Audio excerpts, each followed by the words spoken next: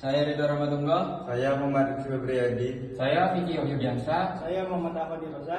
Kami di sini akan mempresentasikan hasil wawancara kami di produk agroindustri tahu di Desa Klatakan, Kecamatan Kendit. 1. Pada latar belakang, proses pengolahan tahu tidaklah terlalu banyak tahap, sehingga banyak sekali UMKM yang memproduksi tahu. Salah satu di daerah Kendit yaitu UMKM Tahu Ibu Farida yang berlokasi di Desa Klatakan. Akan tetapi, inovasi dari produk tahu masih sangat minim dikarenakan pada proses pengolahannya masih manual dan belum banyak menggunakan teknologi yang ada sekarang. Pada UMKM tahu masih banyak ditemukan ketidaksesuaian cara berproduksi pangan yang baik sesuai dengan cara peraturan yang berlaku, sehingga dengan dilakukannya penelitian GMP dapat diketahui dan ditemukan ketidaksesuaian dan mencari tahu penyebab dan mengevaluasinya.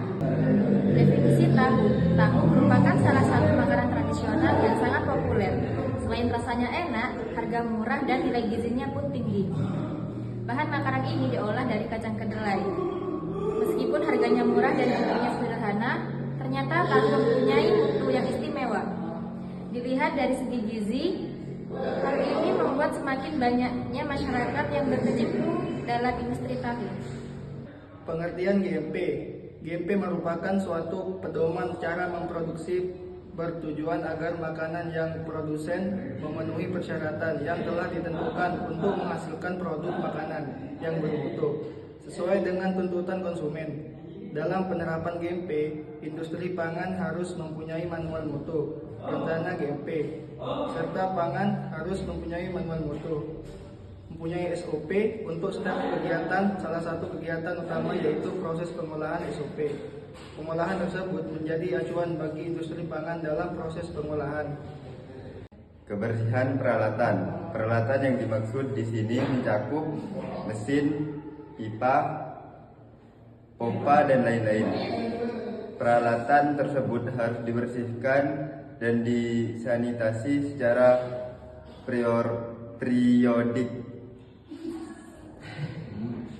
2. Kebersihan personil. Pengertian personil di sini adalah orang-orang yang terlibat langsung dalam proses produksi. Di industri pangan yang sudah maju, jumlah personil yang terlibat dalam proses produksi sangat sedikit karena proses produksi dilakukan secara otomatis dengan menggunakan robotik. 3. Kebersihan pabrik. Faktor yang juga berkontribusi terhadap kualitas produk yang dihasilkan adalah kondisi pabrik. Kondisi pabrik harus bersih dan dapat minimalkan terjadinya rekontaminasi produk.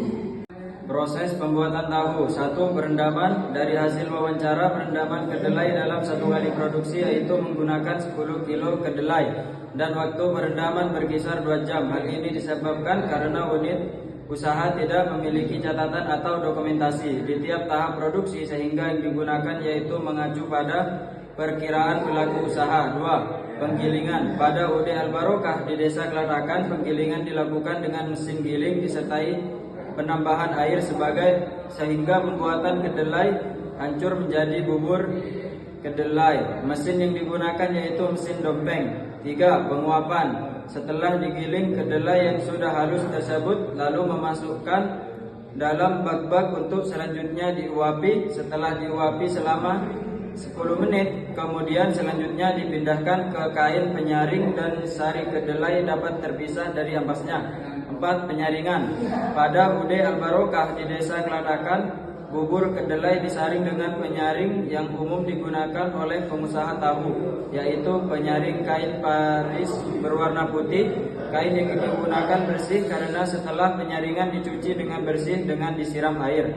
5. Penggumpalan pada UD Al-Barokah di Desa Klatakan. Penggumpalan dilakukan dengan penambahan cuka tahu. Setelah pengendapan sempurna, maka bagian atas yang berupa air bening dipisahkan dari endapan agar proses pencetakan dapat dilakukan dengan mudah.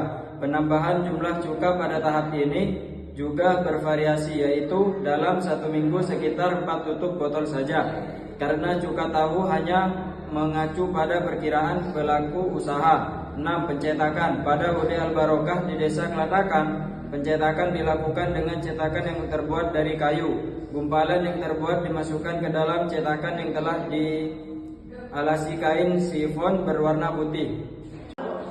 Kondisi sanitasi pada UD Al-Barokah, yaitu berdasarkan hasil observasi, kondisi sanitasi pada unit usaha tahu masih tergolong kurang memenuhi standar kebersihan yang baik.